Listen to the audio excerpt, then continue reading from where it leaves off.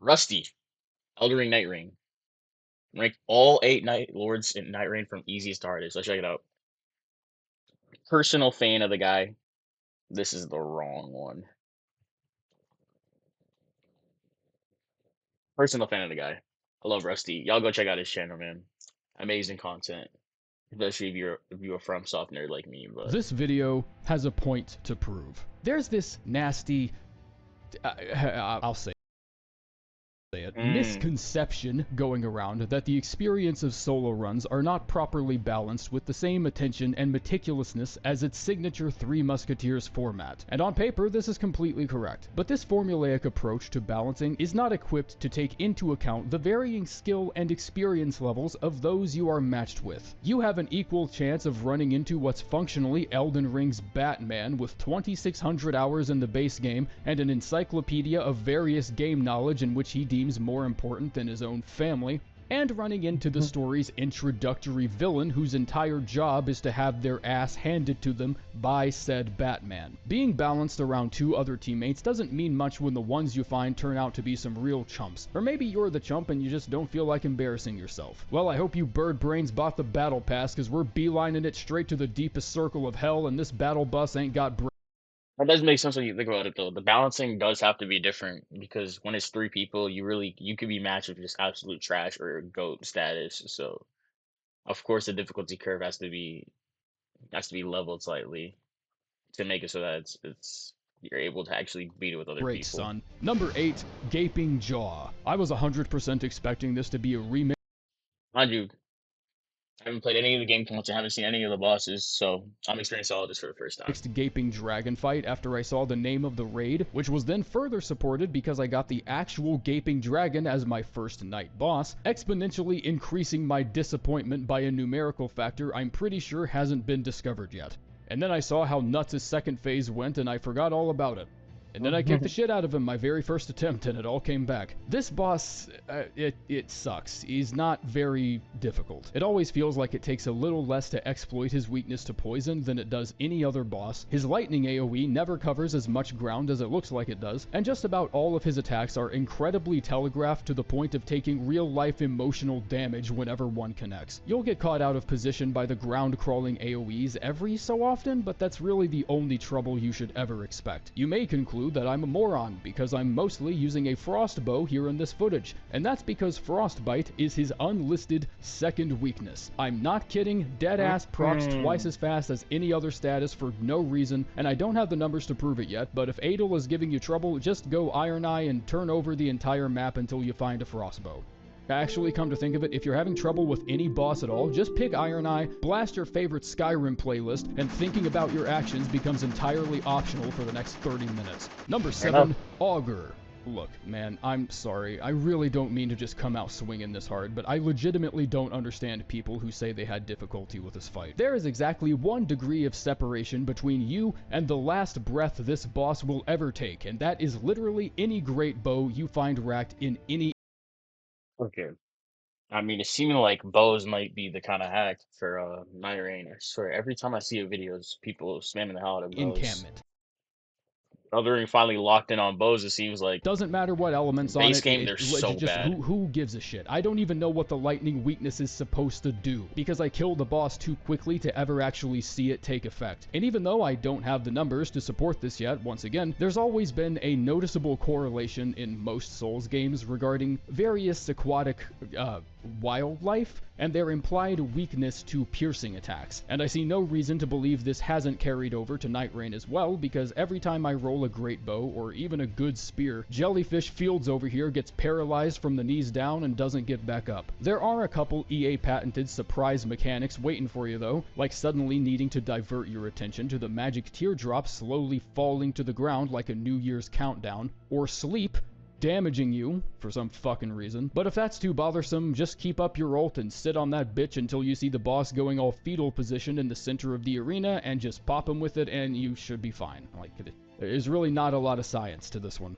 Number 6, Tricephalos. Naturally, the He said easy, but that sleep shit and the other shit exploding seems like it'd be a lot to deal with. That seems First very illness annoying. you're exposed to has the greatest chance of killing you. Oh, this the one from the trailer. I love this one. This one looks cool. It splits into three dogs, Due to right? how immune systems work. Well, in this case, that's the opposite, because of how the boss is the first. I'm trying to say Gladius is chump shit because you fight him really early.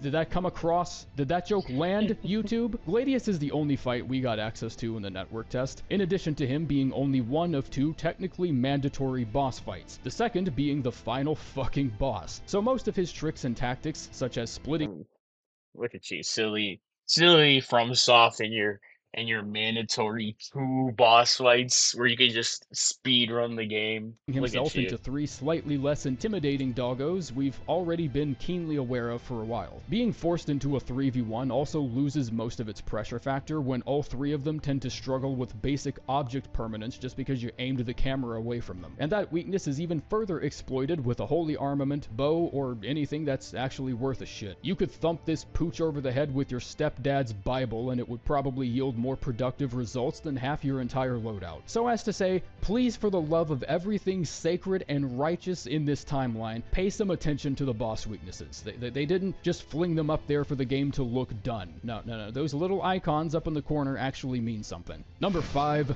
Fissure in the Fog. I think part of what contributes to Caligo's difficulty here is the massive amount of health this dragon gains when going at it with a 3-stack. But if I can fully enjoy this boss's cinematic glory without feeling that pressured or troubled This looks so pretty. It reminds me of a Monster Hunter by boss. any of the boss's bullshit, I'd say it's really in not that bad of a spot. Even its signature Ice Storm attack during its second phase seems to be relatively countered by just picking Duchess and jackhammering the dodge button until your thumb falls off. There aren't really too many surprises with this one. Even the second phase, as magnificent This boss is so cool, bro. I wish we had more bosses like this in main game, Elden Ring, instead of spamming the ancient dragons.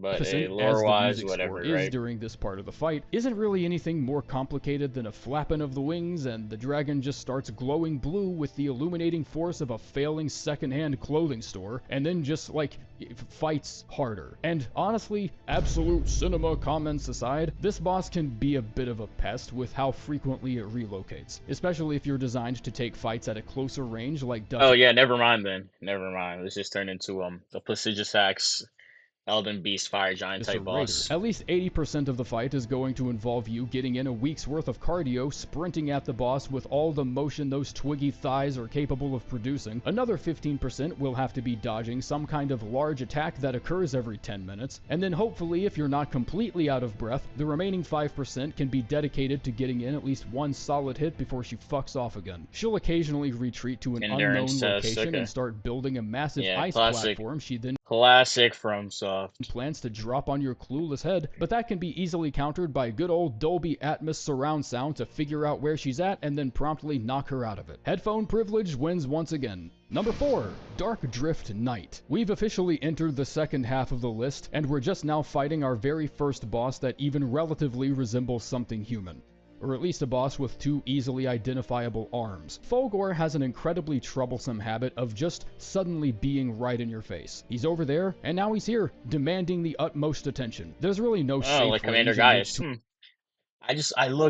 I look at this gameplay and I get more and more mad with each passing second, bro. I'm getting engage him since he just flashbacks. has that dog in him and constantly puts pressure on you, demanding that you fight him on his terms. And I think the sooner you accept that, the easier this fight's just gonna be for you. Fulgor is hard in the same way Crucible Knights are hard. Imposing, hits like a drunk stepdad, only staggers or bleeds when he feels like it, but sink in a good couple of honest practice rounds and get used to his telegraphs and you'll be trying your hardest to remember why you ever had trouble with him. His second phase is a true Udix Gungear patented I was a parasite the whole time reveal and leads to some very unpredictable attack patterns. But it's also like way easier to dodge and play around than I would have thought. I don't really know how to explain this, but I especially feel it during this particular attack right here, where he just flings his corrupted arm around and lactates purple slime all over this nice clean desert, and I just constantly feel like I'm somehow dodging through everything by complete accident. Still, it's a nifty fight that keeps the pressure up and never That's how feels I feel boring. whenever I play Probably my favorite fight in the Elden whole Ring in game. general. Number I just be 3, dodging stuff on Sentient accident. Pest. Now, normally I would say this cockroach is free 99 with a side of fries, but as is to be expected, the game's only Night Lord duo boss gets unsurprisingly merciless when you are the only dickhead around to target. This boss has what I think is one of the most obvious fuck you I win buttons in the entire game that comes directly after their second phase transition, which is kind of like what the Falling Star Beast 3-stage charging attack would look like if you were staring at it through a fucking kaleidoscope. Not only do you have to pay attention to the giant elephant-sized scorpion charging at you at unsafe speeds, but any one of the hundreds of magic projectiles spawned by the moth enemy can take out a huge chunk of your HP, in addition to remembering the inconvenient shotgun of final damage at the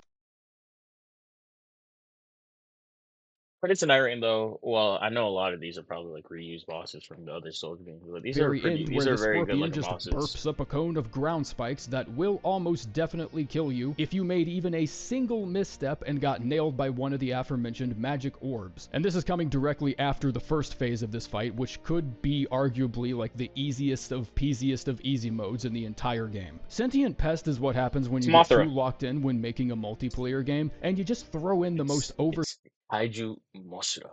stimulating light show you can possibly make without modern GPUs throwing a fit. But because you've got two other dudes with a generous revive mechanic built into their own R1s, they'll just assume it's balanced and fine, as long as whoever's being targeted by the drive-by Disney concert just lies down and accepts what's coming. If you're solo, you don't get to use that strategy. The only thing you get is a trip to your medication provider and a mildly hilarious explanation on why your ass needs an early Dilantin refill. Number 2, the Night Aspect. Heolster, the final boss, featuring an iteration of the Moonlight Greatsword that actually feels and looks legendary for once. Peer thousands of years into the infinite space of both future and past, while a faceless zombie splits open reality itself Oh, this is this the final boss? Yo, this arena looks sick. This is the Night and Lord. condenses said reality into the palm of his hand, effectively spanking your ass with your own timeline. Heolster has attack chains with varying intensities and speeds that make it hard to accurately read exactly what he's gonna do next. He'll launch into a swift 3-hit combo and then act all, okay, I'm done, please hit me as hard as you can, before spooling up a surprise number 4 he had tucked away in his malnourished Radagon. Are you gonna do the 2-hit or are you gonna do the 3-hit? Are you gonna follow up with the stupid holy fucking arrows? You gonna keep hearing all my attacks? Oh, which one am I gonna do? Am I gonna follow up? Am I gonna stop earlier? tree-like armpit wrinkles. Weird fuck. His second phase is divided into 2 separate sub-phases where he fights solely with the Moonlight Sword before proceeding to Bro, and that's golden. That's Piss Godfrey as well. He does the same shit.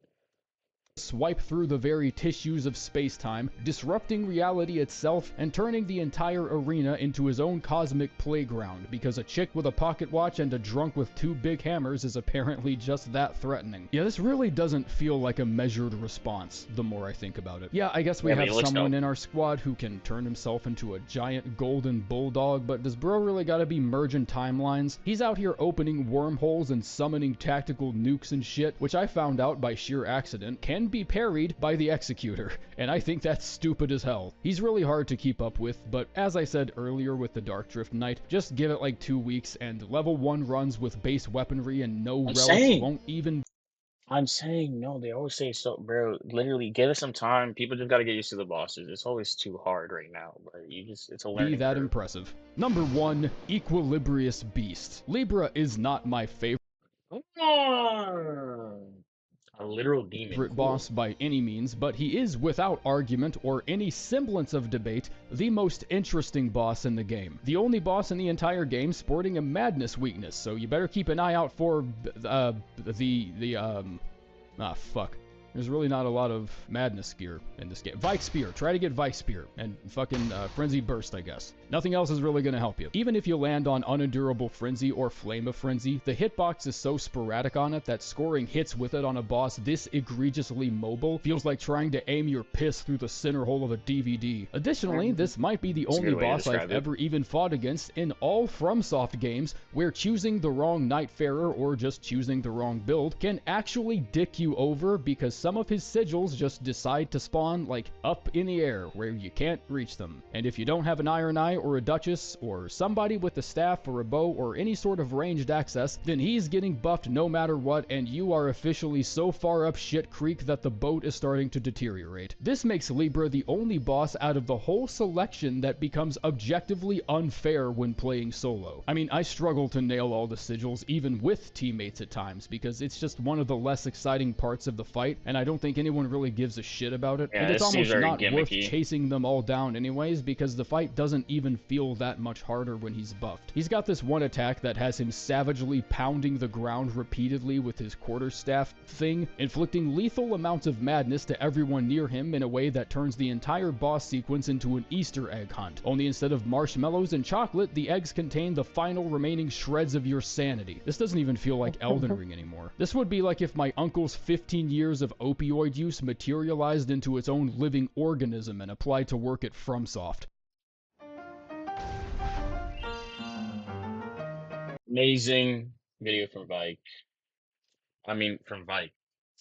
From Rusty. Check him out, like I said. Anyways, be blessed. Take care.